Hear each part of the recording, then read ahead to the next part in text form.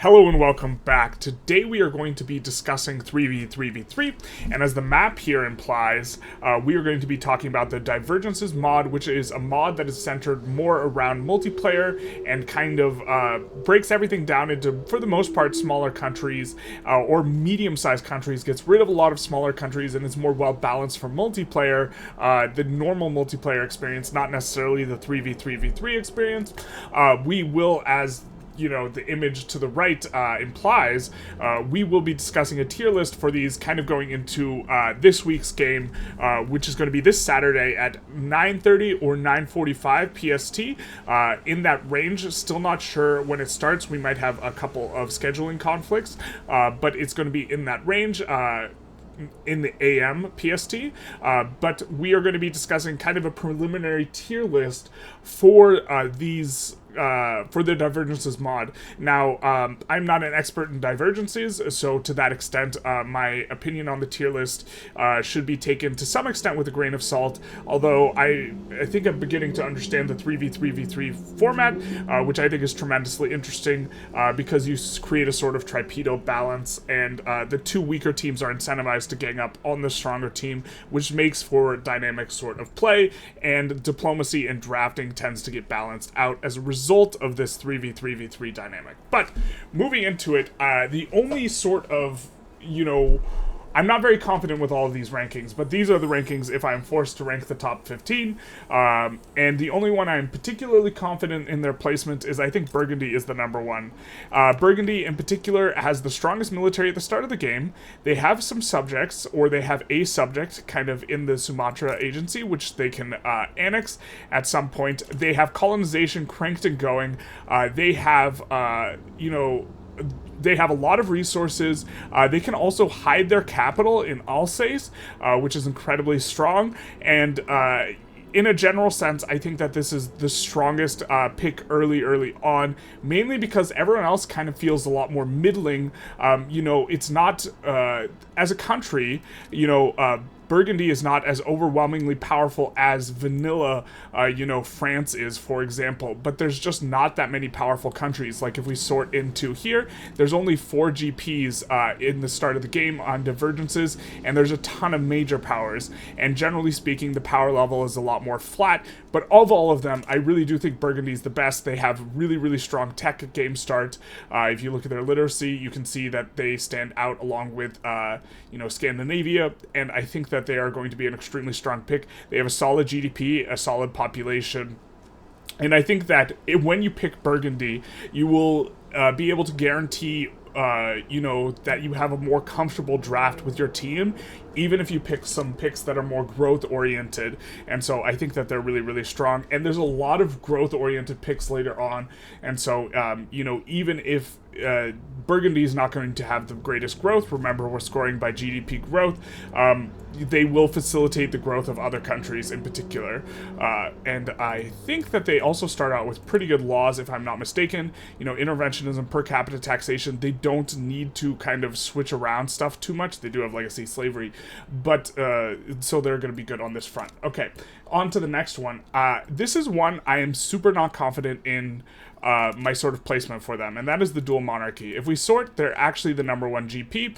They have a GDP of nearly double Burgundy, 40 million, and they have 50 million pops, but they have some negative event chains that cause them to break up into France and the UK. If this happens, it's probably going to scuff your run a bit.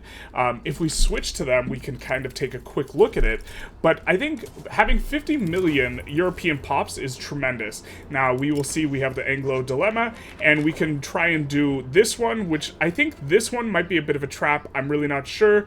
We try and favor both languages, but I think just favoring either the French or the English language, we're going to favor the English language, makes it so that you have lower tensions, and I think it's probably you're probably not going to rev and break apart and implode and this is a probably, which leaves you kind of with just looking at their stat line. They have incredibly strong GDP. Now, they don't have skirmish infantry at game start, but they have 50 million pops. They have 50 million European pops, and the next most populous European country is half that. And so I think that this gives you an enormous potential for growth. You know, once you get on skirmish infantry, you'll be very strong. And so the question is Burgundy gonna just fight dual monarchy just because they're scared of the potential growth or something? Now, you also are getting negative tax events. So you're getting less from tax, and you start out with land-based taxation. And so you are going to have to figure out a way to move to proportional or per capita. This is probably going to be the biggest challenge, and even then you are accruing less tax. But I think you're big enough at the start that even with the accrual, you will still be able to grow. You might have to run a lower tax rate, not max tax rate. But I think overall, it's going to be a very, very strong pick. I know that, I talked to a Divergences player. They think that it's the number 2 pick. And then I talked to some 3v3v3 players, and they think it's almost unpickable as a result of the break apart. But I think the sample size is small, and so I think that it's probably number 2.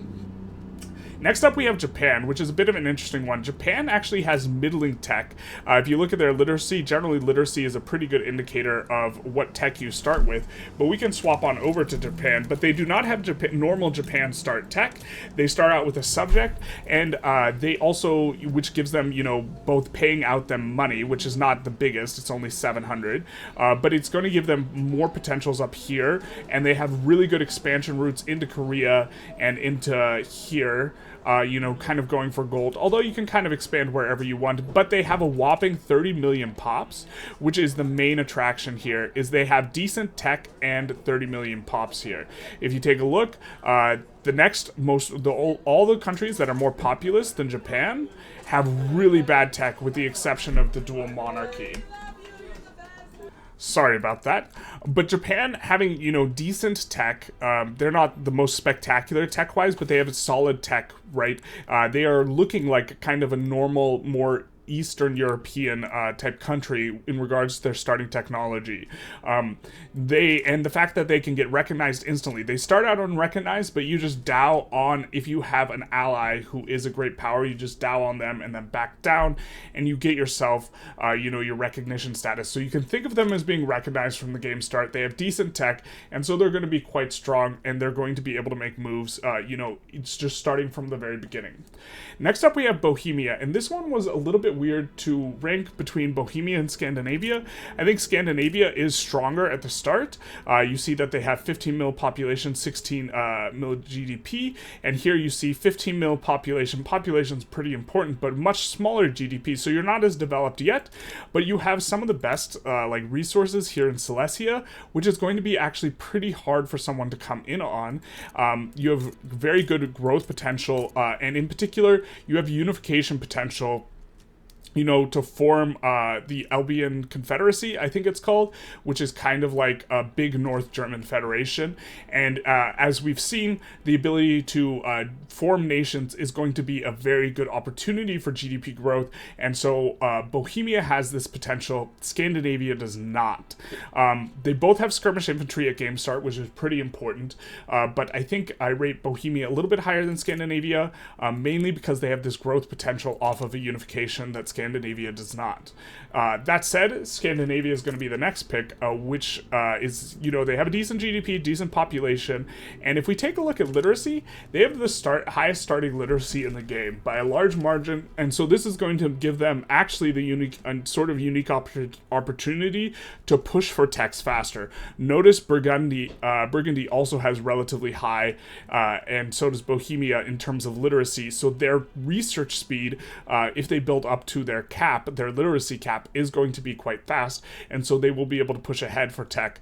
Scandinavia also has, a few colonies, this sort of thing down here, but we're mainly going to, Another thing that's really good about Scandinavia is you have some of the best resources in the game, some of the best modifiers. They're still present, in this mod in regards to this. But I don't think you can hide your capital in Scandinavia. So you are going to be weak to landings. And this is an advantage Bohemia has over Scandinavia. And so this is something to consider and keep in mind. But I think that these two picks are relatively close. Bohemia notably starts landlocked as well, which is going to make it kind of awkward.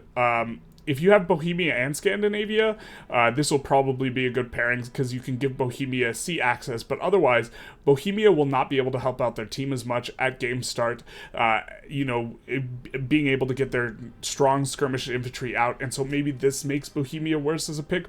It's really hard to evaluate, but I think that these guys are up here. I also think that, after Japan, I think, that it's possible these guys are also way below some of the next ones. So let's take a look at the next ones. Next up, we have the Belgian Confederacy, which notably a lot of this territory is reworked and has way more resources than normal. Not that I think it will get exhausted, the resources will get exhausted necessarily in a short time span, but they do have more resources than normal, and they have a huge formable. Let's just swap over to them, which is always a potential for enormous GDP growth. They have an enormous formable in the Arcadia, which is kind of like United Statesy type thing. Well, actually, just entire eastern portion here. And so that is going to be quite strong. I think that this formation can be very easily bricked by the other teams if they want to prioritize this. And so that this makes the Belgian Confederation a little bit of a vulnerable pick. They start out with not very many battalions, but that's because they are on the conscription kind of method. And they do start with skirmish infantry. So they might pair particularly well, with one of these Chinese states or something like this, where you can give up a couple of provinces, to the Belgian Confederation player to give them plus 100 conscripts to really ramp up the military kind of instantly in this sort of way. And so this might be an idea. I also think the Belgian Confederation is probably going to be a little bit better at regime changing other people, which is a strategy that hasn't been used too much. But some of the dual monarchies pain is a result of the journal entry, which in part can be resolved by getting regime changed if someone can figure out if there is a way to regime change them onto a better tax method and onto more bureaucratic administrations. If someone can figure out a team pairing that looks particularly good for the dual monarchy. This will take a little bit of practice, but this would get rid of a lot of their weaknesses. But the Belgian Confederation, excellent resources, skirmish infantry can form. They also have a very small GDP at game start, so they're going to score well on the percentage GDP growth, very likely. But they can't, they also have a small economy at the game start, so they probably aren't going to be, even though they have skirmish infantry, thinking of them as some big hulking, helping militarily type start is probably incorrect, because they just won't have the money to support it unless they get bankrolled by their team or something like this, which is a fair enough strategy, but then they also probably won't have enough ammo. Okay, next up we have Jing, and I think we're going to talk about Jing and Qing together here. The main appeal of both of these is you have an enormous GDP and an enormous population, and so this gives you a huge potential for growth. Also, you can expand with really low infamy into the remaining Chinese provinces, either Nanjing or into Tunging or Tungning, however this is pronounced. So you have really nice expansion spots for both of them. Also, if there's only one player drafts Qing or Jing, this is going to be really good for you. Now, there are a few differences between both Jing and Qing. Jing is bigger. They have 60 million GDP versus 43 million from Qing. So I believe Jing is the better pick. And I also think that Jing might just be below Japan. They might be third pick or fourth pick. I think people in vanilla underrate Qing, and I think that Jing is the closest thing you have to Qing with roughly half the pops. But even then, I still think it's incredibly strong. I think you have huge growth potential, and there are some nuances between the two. Notably, with Jing specifically, if someone declares a war on you, and this war is unwinnable, you can actually brick their entire war by releasing Yue as a subject, and they just release it as its own subject country. And now no one can land you unless they already have China, or if they have one of these other states puppeted. Nobody can land you, so you are immune and you just brick the entire war. I think that this is pretty interesting. Notably, you can release Yue and Yunnan, so it might make sense for you to move your capital to Yunnan, which is also kind of the most interior spot anyways. So if you move the capital to Yunnan, you will not be able to be forced to release Yunnan, and you can also release Yue as a subject, potentially as a defensive measure. So it's actually going to be really hard to pick apart Jing, relative to vanilla. And same thing with Qing, which has no releasables at game start. They do have Beijing. Someone can cut you in half with Beijing, which is going to be annoying for market access. You can join someone else's market to kind of reduce this quite a bit, but this would be quite annoying.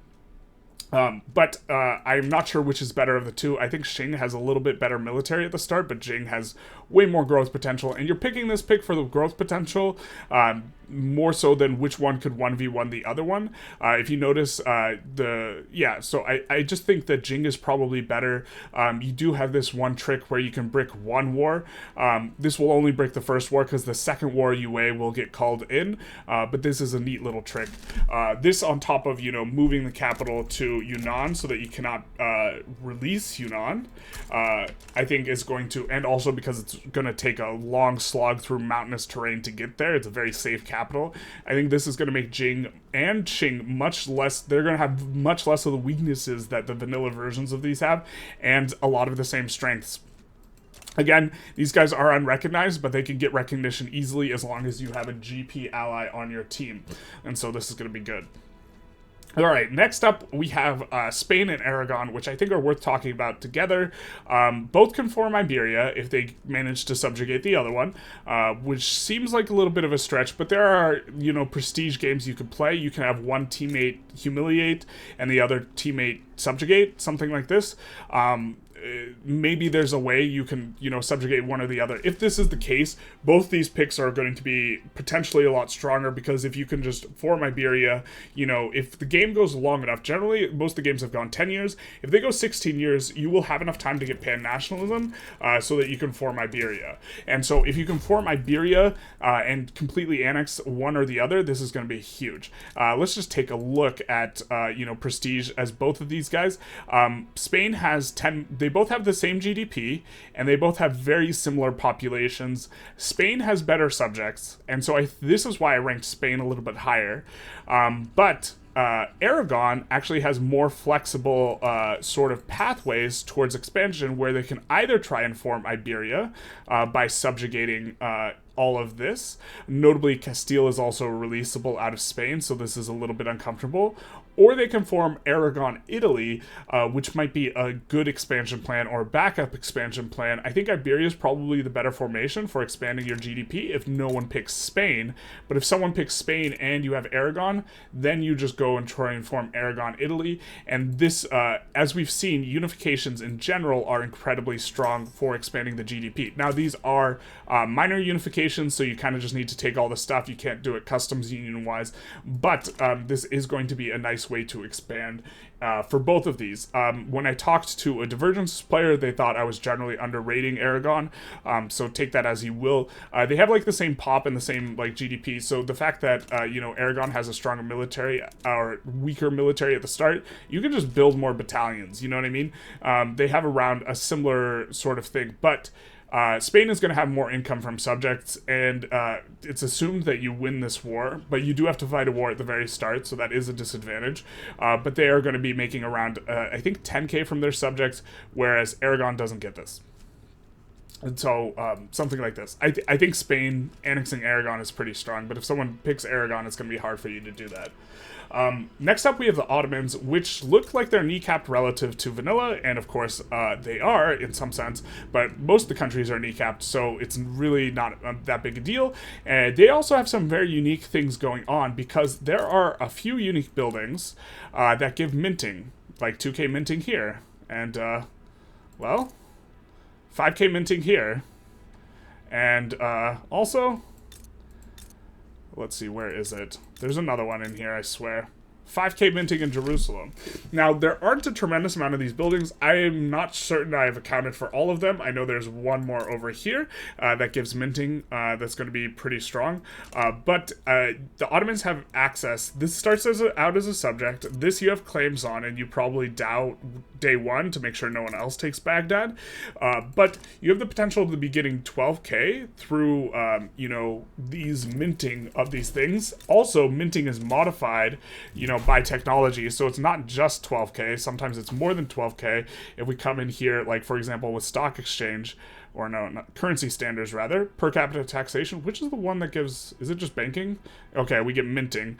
Not that I would, not that I think going for this is any good or particularly good, but this is something to keep in mind, that minting does get modified. You have the Sick Man of Europe journal entry still, and so this is a painful thing, but if you're getting 12k from minting, that's a pretty big deal. If you're getting 12k from buildings, and here's 5k from Jerusalem and Palestine, and so this is going to allow you to construct a lot more and have a lot more percentage growth. You don't have any unification, but you also have claims on a ton of Egypt, Iraq, and in here. So it's going to allow you to expand with relatively low infamy.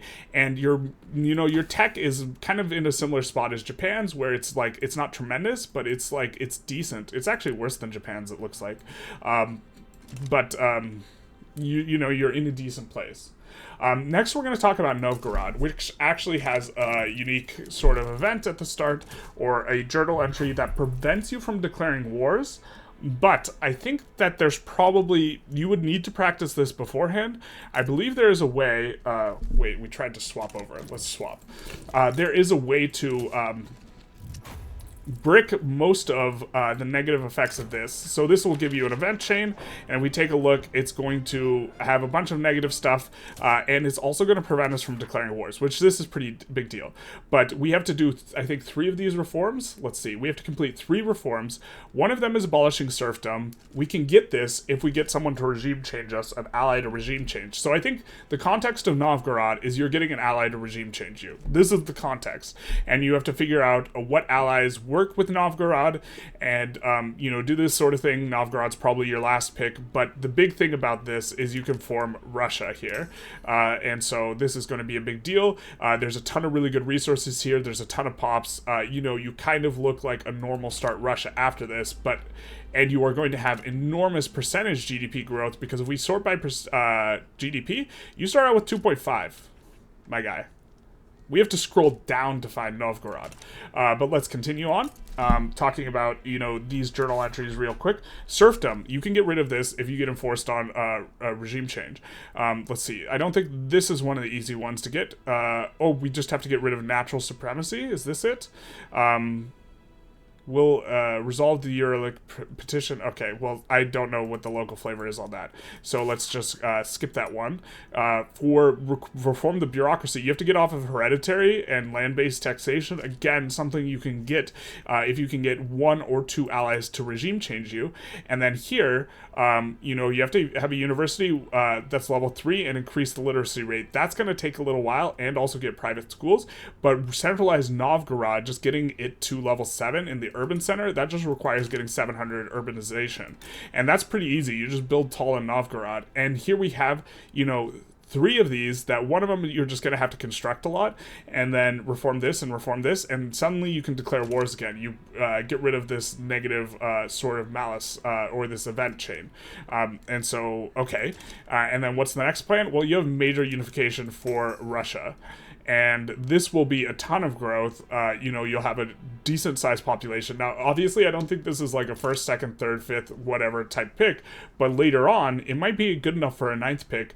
Unifying all of this, having a ton of wood. Wood is in particular really strong. Like if we go to construct, we can see that all these wood modifiers for logging are still here.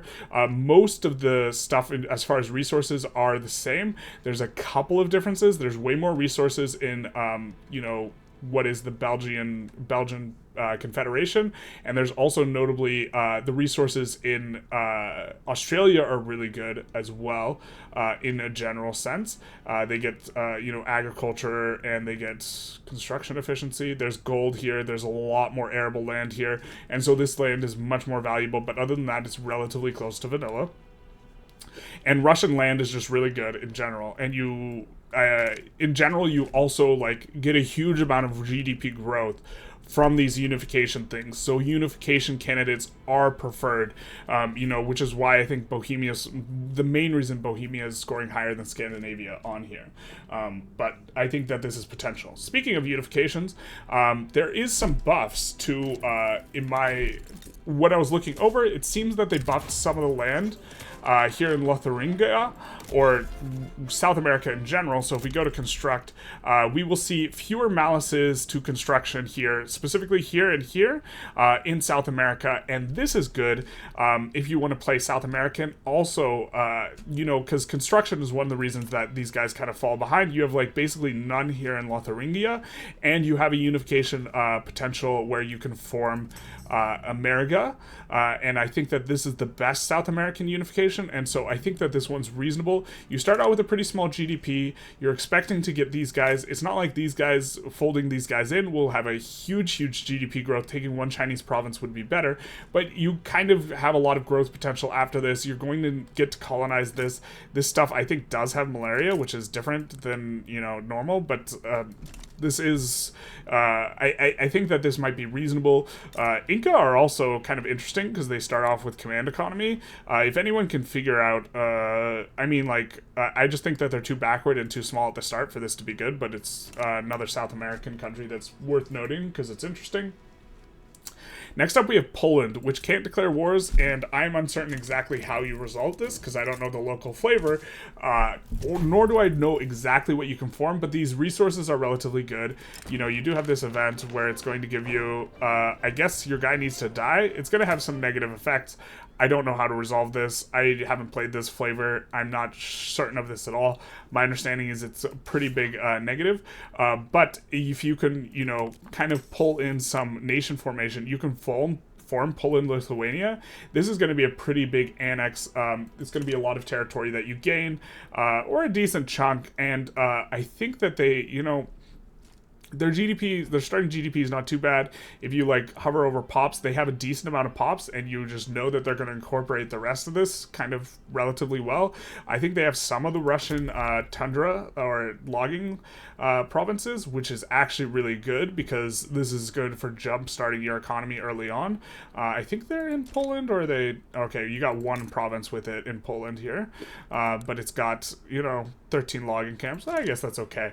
But I think that they have decent growth potential. Also, notably, they will be able to help Bohemia out if Bohemia has to fight Scandinavia at game start for whatever reason. This is, from what I understand, a common thing in Divergences based on what the players were saying, and also would let you you can maybe feed West Prussia to Bohemia or something like this if you were allies. I'm not entirely sure that's good, but it's just something to consider.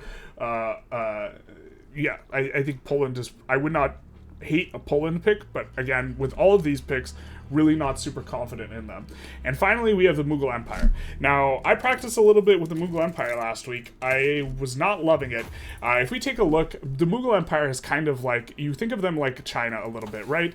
They don't have very good tech at the game start, and they have a huge potential for growth because they have a lot of pops. Notably, they don't have iron frame buildings at the start, so this is rough. But what you do have is the potential to form India. Now, if you can form India, that's a huge GDP growth. That is a really big deal. It is a minor unification, so you just need to grab the stuff. If we take a look at, the market lens, which is like, why are you looking at the market lens? Well, because we want to see the markets. This is the Spanish market. This is the Scandinavian market, and this is the Burgundian market. You're probably going to need one of these guys as your allies to maybe even think about trying to form India, but it is an interesting idea to form India. The problem is like, if we look at the population, the Mughals, they do, I think, have cheaper, they can go after Bengal cheaper, I think, if I'm not mistaken. Maybe I'm mistaken. No, it doesn't look like they can go after it cheaper. You can instantly gain recognition to make stuff cheaper, though, on the infamy. But they just seem like worse than Jing or Ching by a significant margin because they aren't this is like a third or a fourth of the pop. It's like half the GDP or a third of the GDP. I think that it just doesn't cut it, and I think that forming India will be a little bit hard, especially because people will be aware that you're trying to form India. Unless one of these is on your team, I think you need to grab stuff from someone that is not at the start interested in this. Also, Bengal might be one of the best expansion spots early in the game, which means that other people might expand there, which would further brick forming India. But if you can form India, that will be absolutely enormous GDP growth. And so for this reason, I put them on here, but they're not going to contribute too much militarily. I think that, I guess I'm not really sure. I mean, maybe they have more growth potential than Lotharingia, like something like this. I'm really not sure about a lot of these later ones, who's where and what's pickable and what's playable. I think that overall, if you look at the GDP, it's actually relatively flat. You have a few like standouts as being particularly strong, and then it's like relatively flat. And so a lot of these lower power picks will have to get picked, like Belgian Confederation's there with Poland and Platagenia and like Ottoman Empire and like all this. Some of these lower power countries will have to give, notably UA is released from Jing, so also when we're comparing, Jing's even bigger with more pop. I guess that kind of maybe shouldn't have done that early, but I'm not very confident in a lot of these rankings. This is just something that's preliminary to give us a sort of baseline, but I do think that they are hopefully this will be somewhat useful to the players or interesting to people who are interested in the mod. Anyways, I hope you enjoyed. If you did, please leave a like, a comment, or subscribe. It does help out. And other than that, have a good day.